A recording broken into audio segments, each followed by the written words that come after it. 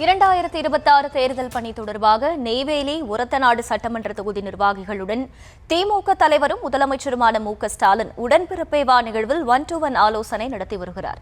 கூடுதல் விவரங்களை செய்தியாளர் பாரிகார்த்திக் வழங்க கேட்கலாம். பாரிகார்த்திக், வணக்கம். முழு விவரங்கள். வணக்கம். தமிழ்நாடு முதலமைச்சரும் திமுக தலைவருமான திரு மு.க.ஸ்டாலின் அவர்கள் தலைமையில் தற்போது அறிவாலயத்தில் 1-to-1 நிகழ்வு நடைபெற்று வருகிறது.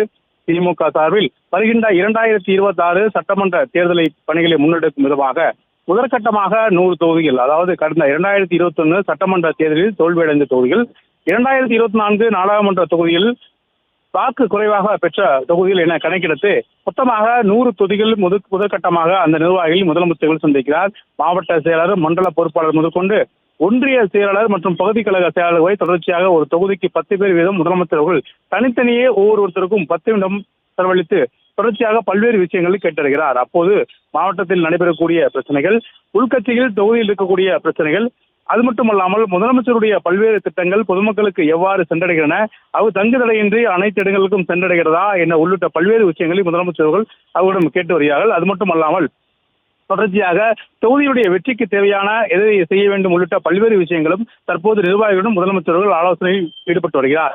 இன்றைய தினம் 2 தொகுதிகள், குறிப்பாக நெய்வேலி மற்றும் ஒரத்தநாடு என 2 தொகுதியை சேர்ந்த நிர்வாகிகளை முதலமைச்சர்கள் சந்திக்கிறார். பொதுவாக இந்த தஞ்சை மாவட்டத்தை பொறுத்தவரைக்கும் ஒரத்தநாடு தொகுதியை தவிர மீதம் இருக்கக்கூடிய 7 தொகுதிகளும் திமுக வெற்றி பெற்ற நிலையில் ஒரத்தநாடு தொகுதியை பொறுத்த வரைக்கும் அதிமுக வெற்றி பெற்றது. அது தொடர்பாக தற்போது முதலமைச்சர்கள் ஆலோசனையில் மேற்கொண்டு வருகிறார். இதுவரை மொத்தமாக 15 நாட்களில் 41 சட்டமன்ற தொகுதி நிர்வாகிகளை முதலமைச்சர்கள் சந்தித்திருக்கிறார். இன்று 16வது 1-to-1 தற்போது இந்த கூட்டமானது நடைபெற்று வருகிறது.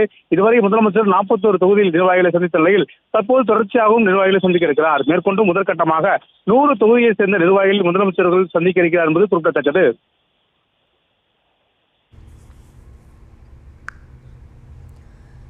விவரங்களுக்கு நன்றி பாரிகார்த்திக்.